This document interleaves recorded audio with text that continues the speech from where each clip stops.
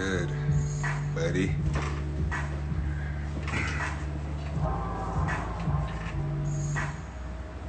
All right, let's go ahead and start this off then. Welcome to episode 37 of Chop 15 with Jay Walker. I hope everybody has had a good past few days, weekend, and you're safe out there still. Shit is getting crazy. We'll go ahead and get into it with my guest. I went to school with this dude in LA for audio engineering. We went to the same school, and he was one of the closer friends I had there. We kind of did all our projects together. He helped me mix and master my album, and we just kind of we're like, fuck it, we gonna get through this shit together. And he ended up going on and touring all around the country doing live sound and shit, man. It's my boy Jazz, so I'm gonna bring him in right now, and let's go ahead and start this off.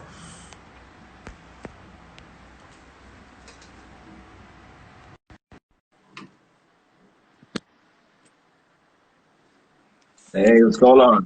Yo, look at him. How you been? How you been? Good, man, good. How you doing?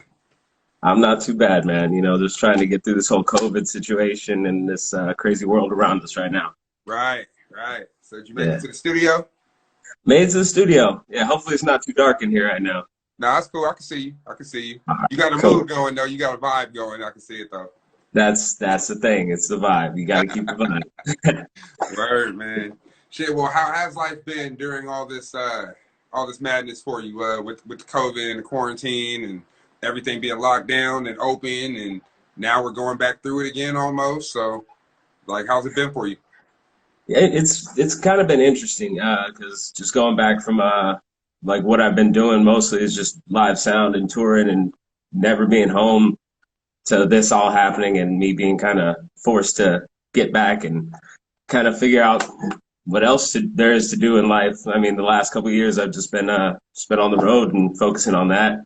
So it was cool. Like I have some good people around me, so they started this studio and pulled me back in. So it's kind of brought me back to my roots of just hanging out, making music and recording, kind of like what we used to do back in Lars. So Man, nice, dude. I know yeah, it's probably been a little refreshing because the whole I can only imagine, but the live sound and being on big tours and stuff, that has to be kind of taxing and stressful. Are you like front of house? What are you doing? it depends. I kind of do it all. Like I'm a jack of all trades because if you want to stay working, you got to get good at everything at least. So with certain groups, I usually do front of house, but I also do monitors on tour. And I guess like mostly this last year is just teching and being at front of house. So Right. it's been cool. Been Man, real fortunate. all that shit you learned, all that shit you learned in school paid off for your ass, man. That's what you wanted to do, though, bro. So I'm hella proud of you for doing that shit, man. Because that's what Yeah, you wanted yeah. to fucking do. Well, that was our thing back in the days. I mean, we were struggling. We were really going through it back then.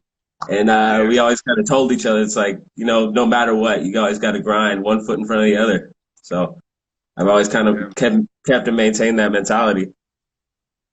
So with that, so work now for you is consisting of working in the studio. So like, what do you guys?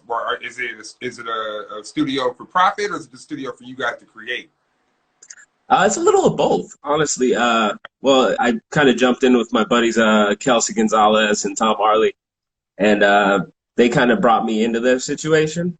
And this is more like it was like Kelsey's rehearsal spot, and he wanted to turn it into something that he could track and do all of his work at. And it just Right. kind of like collectively came together in the right vibe, and we've dumped basically all of each other's money into this place, and just been getting creative, making our own stuff, having people come through, and just having fun with it. Nice. Yeah. That's what's up, man. So how is Long Beach as a city? How are things out there? Is everything open, or people just like acting like it's normal? Like, how is it out there? You know what, man? We're the ghetto by the sea. That's all I can describe it as. We're not we're not quite LA. We're not Orange County. Yeah. So Orange County, you're seeing all that stuff on the news, like people running around without masks, kind of careless and whatever. Right. Long Beach, we're not that. I mean, we're all safe. We're keeping each other safe and trying to keep a good head about everyone as a collective as well. And I mean, especially with I mean, not just the COVID thing, the whole Black Lives Matter thing and the George Floyd situation. I mean, even through marches down here, I've gone to a bunch, and everybody's masked up, suited up, gloved up, and social distance high fives and all that good stuff. So we've been maintaining safe and doing our best with this whole thing. That's good, man. Now, one thing I did want to ask too, because you guys are running this video, so now is it just you and your partners in there, or are you guys booking out sessions? And if you are, how are you going about that, trying to keep everything, cool and safe in this environment right now? Because don't get me wrong, dude, I want to open my studio back up here at the house bad, but it's like it's at the house. You know what I'm saying? So it's like I don't want to, you know what I'm saying? You don't I don't want to want to bring do that too in. much and have the shit in my house, so. Yeah. Now, with that go, the way that's going, we're mostly kind of like doing like a mixed suite thing. So you guys kind of send whoever the artist is sends us the tracks, and either me or Arlie will come through and we'll mix or master it. But as far as recording goes, it's like the few and far in between that we know and we trust have been safe. And even in that case, it's mostly masks on and just like, all right, I'm gonna sit at the desk and at the console, and you hang out back there on the couch, and we'll discuss how this goes. Yeah. So, yeah, as far as booking, it's all that. Yeah, it's crazy, man. That's the thing too, that if like an artist doesn't have like their own, at least a pre-production setup, where you can kind of like just record some vocals or something, it's kind of tough for people right now, man. Like, because not everybody is willing to be open or have you at their spot. I mean, I do see people still doing shit. More power to you. I hope y'all out there being safe, but it's just something like I just gotta. I don't know. I wanted to open up at the end of this month, or the beginning of this month, but then everything just shot up like crazy, and I was like, see, I gotta wait now. It's rough. It's rough. Yeah. Even with that being said, we're basically like I said, just few and far in between. If I trust you, if I know you, then maybe, but otherwise, it's like track some shit on your own, send it to me. We'll email back and forth, a phone call, something. Right. It's rough. Yeah, man, that's where I'm at with things too. Yeah. Well, you did bring up the BLM movement, protest and stuff. How are you with everything that's been going on, man? How has that been for you, just processing what's going on and then dealing with it and trying to find yourself and everything? How's that been for you? It's interesting. It's interesting because me, I'm half black, half white, so I've kind of always dealt with that jumble of not being black enough for the black kids, not being white enough for the white kids, and also right. in other people's eyes, that's just another black kid here and there. So it's kind of interesting because I mean, we've always kind of known about the police brutality going on, and I mean, I don't get treated any different throughout it, and it's just I don't know, it's hard to describe. There's a lot of emotions with it, and it's like I don't know how to put it. It's just yeah. I don't know. Sorry, I'm at a loss for words with it. It's a hard thing to really process. Just the fact that people can just be this like just ignorant to the fact of everything going on and the real hurt and the real issue and not want to do anything about it. Because I've definitely experienced my own fair share of things, and I'm sure you have. And it's just something that we've always known is there, and now I'm kind of taking a back seat and watching a lot of my friends kind of take on that visual that we've kind of always known, and actually them processing it and going through that. So it's a lot of me sitting back and just kind of opening my eyes and my ears and kind of closing my mouth to the situation. So, yeah, definitely understood. You said you were out at some protests out there and stuff. How was that? They're great. They were great. Like Long Beach as a whole is a fantastic community. We probably marched at least, well, my portion of it, I did about 10 to 15 miles with a couple friends, and it was all positive. Great response from the community. Everybody all through downtown Long Beach was up on their porches or their balconies and like noisemakers. Everybody's chanting along with us, passing out water. And I mean, it's all love. Walking through traffic, people will stop and get out of their cars and honk and support and everything. So it's never been anything negative, which is kind of like a really cool, overwhelming feeling. Now that's dope that you can say that, because a lot of the places that I've seen and friends that I have, whether it was here in Reno, Sacramento, I've seen stuff in LA, Seattle, like Vegas. It's been positive, and then you have this underlying kind of element with people there just to start shit and just to Yeah, make it look a certain way, right? To spin the narrative. And I'm glad you were able to have, be in a situation where it wasn't like that, because that kind of seems like that's been the overwhelming thing I've been seeing, is that it's kind of like it's kind of being co-opted. You know what I'm saying? So absolutely. Yeah, and I mean, and not to say we haven't had our fair share of trouble, because that first protest that I went to, we absolutely ran into a bunch of trouble. mhm. But myself, as well as a bunch of people around us, the thousands of people who are positively, peacefully protesting, we were pulling people off of buildings. And if you're spray painting, just spray paint on the wood that's covering shit that's going to go away anyways. Like, let's Right? protect our community. Let's do this right. Yeah. And unfortunately, there's a few circumstances where people have jumped away from the crowd and hit spots that were not protesting, and like tore up the pike and break into jewelry stores and shit. And I mean, it's unfortunate, but these aren't the people in our community, and we know that, and we understand that. And fortunately, from there, I haven't heard of anything negative happening.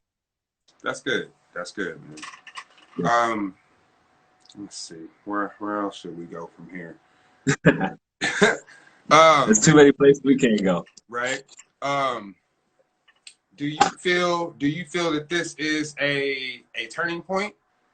Do you think this is maybe like the tipping point where things are actually going to start to change, or is like a lot of the things going on right now, are they like window dressing? Because a lot statues are coming down, people are playing Black Lives Matter on the ground. That's awesome and stuff, but like, are we going far enough with this? Are we going to continue to go far enough with this? Do you think this is the moment where that's going to happen, or are we going to kind of fall off again and some other shit will happen and then it might happen? Like, how do you feel about that?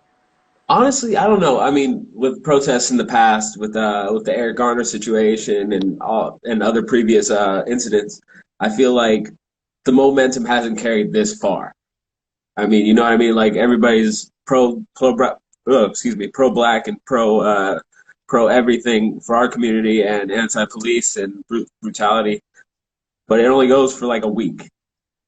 Right. So far, I mean, it's been at least a month, if not longer by now. So I think this is kind of a turning point, genuinely, because I mean, like I said, going back to me being half black, half white, my mother, who's the white side, and my grandmother and they've reached out to me to ask my opinion on things and just kind of get a secondary take on like how I've kind of lived life, because they obviously know a lot of my situations that I ran into, and they've Mhm. seen the unfairness here and there, but to really comprehend it is another thing.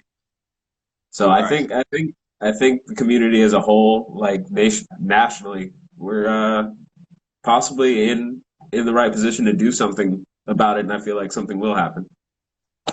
Yeah. There's Yeah. enough people I feel speaking like up. it's a turning point. I do feel like it's a turning point. It seems like, and I think it's because of when this happened. Like, I've said this on a Absolutely. couple other interviews with other people. Like, being that it happened when everybody wasn't necessarily at their full pace, normal pre-COVID life. A lot of people were at home. A lot of people were on TV. A lot of people were on their phones. You had a chance to actually see it this time, and I think there's more pissed off people because they saw it. They really saw Absolutely. it. There was no, No I missed it or distractions. I didn't see it. You seen it now. Yeah, So I think that has contributed to the forward momentum on this as well. absolutely. Yeah, I think it's been a really positive thing, and like you said, we're all home to see it, so there's no full distraction. There's no way of like ignorantly glossing it over. So And if you I do, think it's so it's more positive. it's more obvious now than ever. Like Absolutely. before you could get away with it kind of like, with the pace of life and shit, but life is Yeah, slowed down a little bit right now, and things are different. So, you got more time to pay attention to shit. And if you're still not paying attention, then that says a lot about you. yeah. It shows that you're truly not an ally, and you really don't care about people. Let's put it that way. You don't care about people. Exactly. Exactly. Yeah, Well, absolutely. shit, man. Let's transition into more of your career and music and stuff, man. What All right. what has life been like since graduation? Like when you graduated, what did you do before you got into your spot, or how did you get into your spot? Like how did that even happen? I hustled my ass off. Of As you course. know, I was grinding pretty hard. I pretty much quit my job at a restaurant and kind of told myself, I have to make it. I have to somehow, and not to say that I've made it by any means, because I'm never going to be complacent in doing this. It's more so just, it's just to be hungry and to be able to sustain myself financially doing something that I love. And I started working at this small little club down in Long Beach called Que Sera. And I mean, that's where I really kind of gritted my teeth and learned and blew shit up and made terrible like show ending mistakes. But those are all things that you do once Guy, and you'll never do it you was the again. sound guy there. I was the sound guy there for a cool minute, and that's how I met a lot of the Long Beach heads and a lot of musical friends that I have, and that's how I got into my first studio over at the compound in Signal Hill here, right up the street from my current spot. And I worked under a guy there, Anthony Arvizu, and he taught me quite a bit, and I stayed there for about 4 or 5 years, just collecting knowledge, working with whoever I could, and still doing the live sound thing on the side, hustling, doing gigs for free just to get my feet in the door on the live sound end. Because what they taught us in Right. school was in the studio. That's great. When you get out there, Yeah. it's a whole other situation. It's like, oh, you're an Yeah. audio school kid? Go ahead, sit down, like push that case type stuff.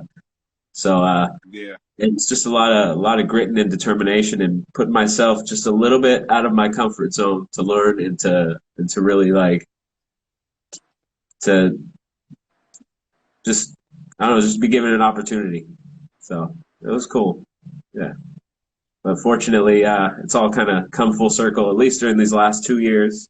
And I've gotten in really good with bands and touring and kind of learned how to hold yourself as an engineer and as a professional.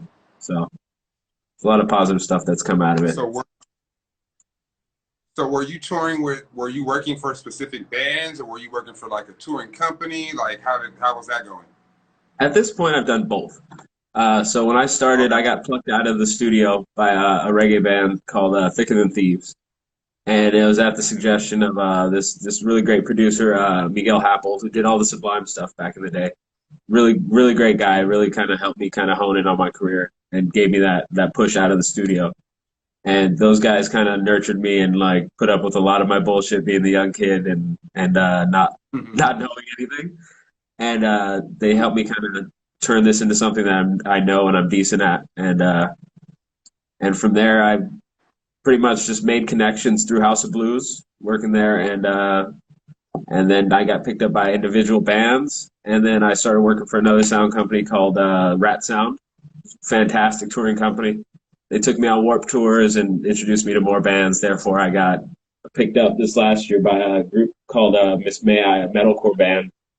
And I mean, they're a little out of my comfort zone musically, but it tested me as an engineer. And I mean, I love the music. I absolutely do now. But just that first show, I was like, wow, this is a lot right now. Yeah. And then to get a call from there and to go straight into working for Van Morrison, and that was that's pretty much been my last 2 years, just jumping back and forth between teching for Van Morrison and mixing for Miss May I and doing the casual every other gig as well for bands like Falling in Reverse or Through the Roots or whoever else may call me. Dope, man. Yeah. That's fucking dope, man. So how's Um, life on the road, dude? Like for a sound guy or for a tech, how is life on the road? Difficult? it's difficult, but I love it. Honestly, there's something special about it. And shout out to Colin, my tour manager down there for Miss May I. Loves my snare apparently. Um, it's dope. Like when you're working with smaller bands, you obviously set up a little differently. You don't have all the amenities you want. Probably sleeping in a van or on the floor of some sort of bandwagon. It's really uncomfortable, but the thing that kind of holds you there and keeps you there is that sense of community, that sense of brotherhood, if you will, or kinship. And because you guys are all going through it together, and the ultimate goal is mid show. You're you're sitting there, you're looking around, fans are singing the songs, everybody's having a great time, you're in your element. That's kind of why I love doing that. But when you get to the upper echelon, like when I do Van Morrison, that's probably as top tier as I've gotten so far. Yeah, You get nice buses and you get your own little bit of personal space, but still ultimately it's that sense of kinship and brotherhood that kind of that'll get you through all the bullshit. Like run into a bad day, something happens, and it kind of messes up the show as it will, or like the normal flow of events. But yeah, it all goes back to you guys got to get each other's back, and you got to finish, and you miss it at the end of the day. Like the second you leave, you miss it.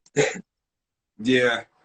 What hey, was there anything? I know you said you blew some shit up from time to time. Is there any particular moment you have on the road where you're like, oh, like I fucked up, or like, or Yeah. anything where you learned something, like you fucked up what you learned and you never did it again? Obviously, it only takes once. So, I mean, off the top of my head, nothing in particular really speaks to me on the top tier things. Not gonna give myself away, but it's just yeah, I don't want to get you in trouble now either. I don't want to get you in trouble. no. At this point, those little those dumb little mistakes are all done, hopefully. But I mean, Yeah. yeah, it's more just like for instance, like my first time I got to run monitors, I was at House of Blues. Somebody called out. I'd never done monitors before in my life. Nobody's explained it, anything. I don't know the console. And we had this group come in, better for the better end. I'm just not going to say who, but I'm sitting there and I give them all the credit in the world because they were patient with me and they took the time. But I was feeding back like nobody's business. Like I didn't know what I was doing. I'm mixing like a studio engineer. And I remember the lead singer dipped down for a second, and I hit him with 10K just straight in the face and almost knocked him over. And next thing I know, I have a SM58 flying past my head. And I was like, okay, if I hear something about the squeal, I'm just gonna bring it all down. I'm gonna sit back and I'm gonna really learn what I'm doing before I say I can do something. Like Man, yeah, yeah. Because sometimes you want to say yeah just to get that chance, but it could end up being bad if it doesn't go right. yeah, unfortunately, I was at a venue that kind of allowed for some of those mistakes, and they laughed it off for me and kind of took me under their wing. And it's like, all right, A is B, B is C, C is D. Just here we go. We're gonna figure it out now. So Man, there's something cool about it. crazy, man. Damn. Do you ever miss the school days, like going to Absolutely. bars and shit? There's something cool about that, especially like me and you meeting up at like Big Wanks, having a beer or two, and then going into class or not going into class, and just hanging out and learning, being able to ask questions from like really dope professors who are relevant in the industry and doing something. Yeah, yeah. Most of them were cool. There were some assholes, but it was definitely like I don't know, man. It was a really good time. I miss those studio sessions, man. Being able to go and get in those fucking studios. That's what I miss the most. That I was that haven't was been I haven't been in a studio in years, and I'm just like, man, those were the fucking days. Just fucking signing up for it and shit, and just going and mixing some shit in there. Like, man, Oh those yeah, were I the days. remember. I'd hoof it all the way up there from Long Beach, 2 hour train ride just to sit in the studio for an hour, potentially get a quarter song done because we don't know how to turn shit on. And it's Oh just always man, just something that's a little a patch that's one port off, or we forgot to engage the compressor because you got to pop it out instead of push it in on this one, and it's oh just man. too many comical times there. It's amazing we actually got an album fucking mixed out of that shit though, dude. We actually did mix an album though. Yeah, I've been listening back to it today. It slaps. It's really good. Man, Yeah. it's crazy. And I swear compared to now, like I didn't really know shit, dude. You know what I'm saying? I Oh, was learning, but like I didn't know shit, man. But it's dope to have that progression. You know what I'm saying? Like to see where I've come from there, where you've come from, where other of our classmates have come from, and the shit they're doing, man. Like if you parlay that place into what it's supposed to be, it can be something. Because I remember so many people saying when we first started going there, it was a scam, and oh, this place is a scam. You didn't want to go here. You shouldn't go here. But those were the fools that were trying to steal the computer the first month and shit, and just not go to school anymore. Yo, that's what it was though. That's what it was. But I think the strongest thing that hit home for me was when I got to work with Lon Miller.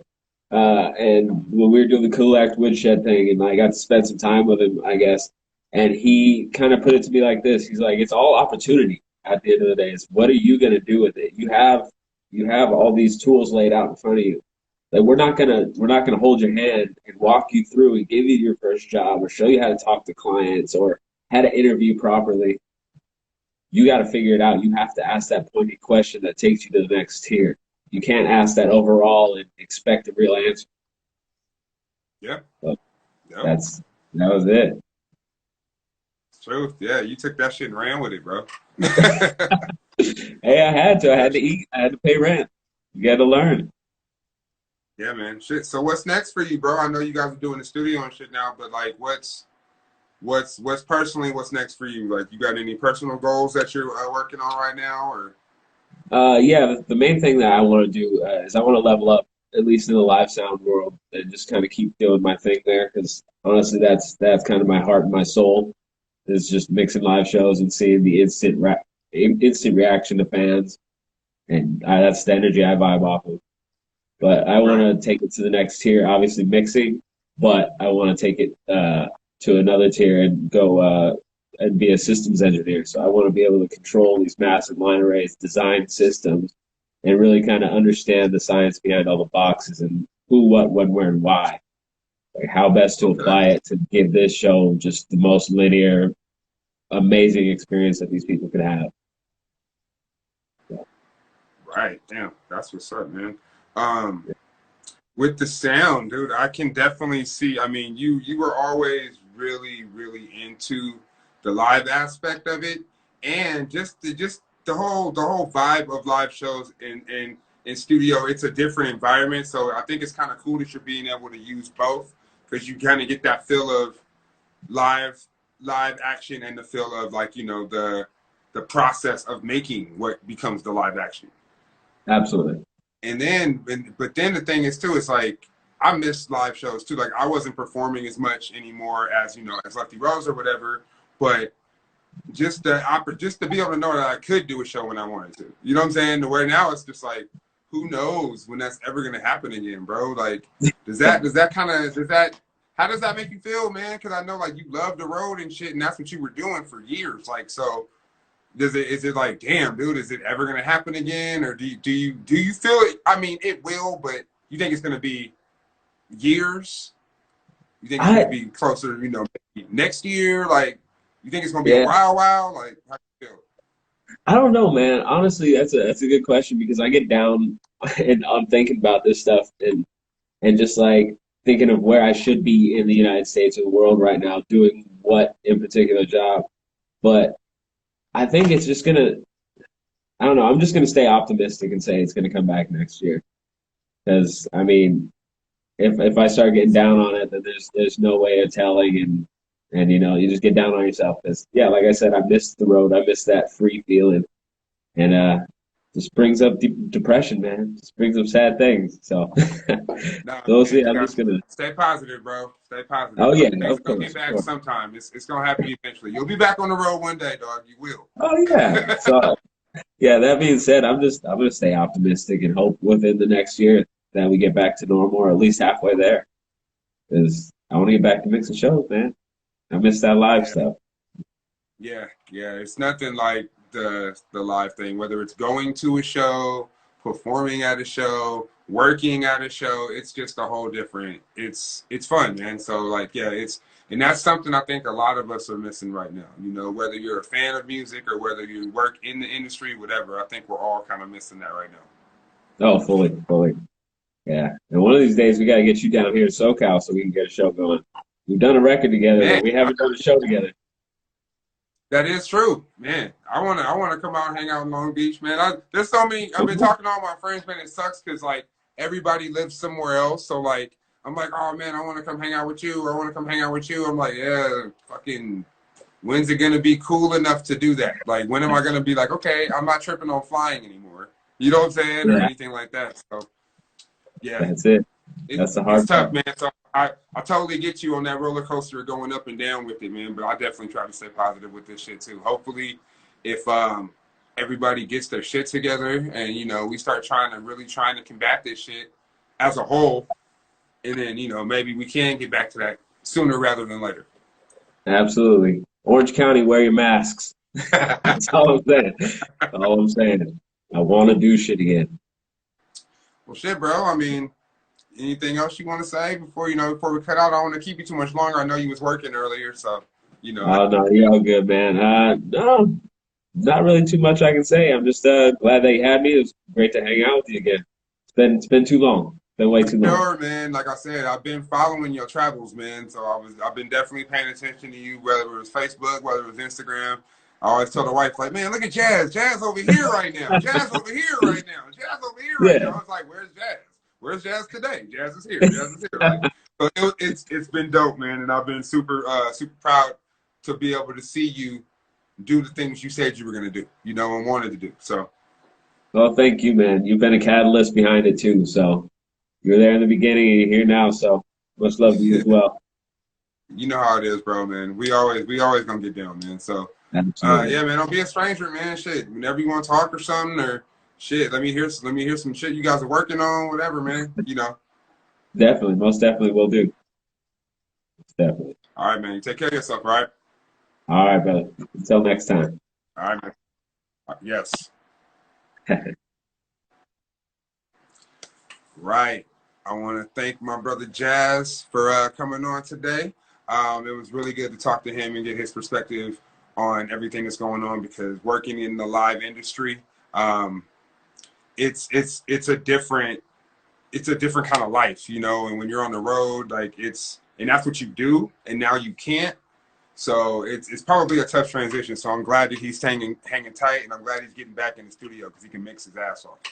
But I want to thank you guys all for paying attention today and tuning in. I appreciate each and every one of you. All the positive feedback I've gotten from the show and all the episodes so far. Thank you all. Um, I will be back tomorrow, and let me see who my guest is because I forgot my schedule.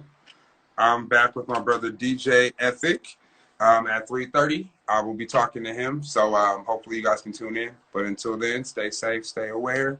I'll see y'all.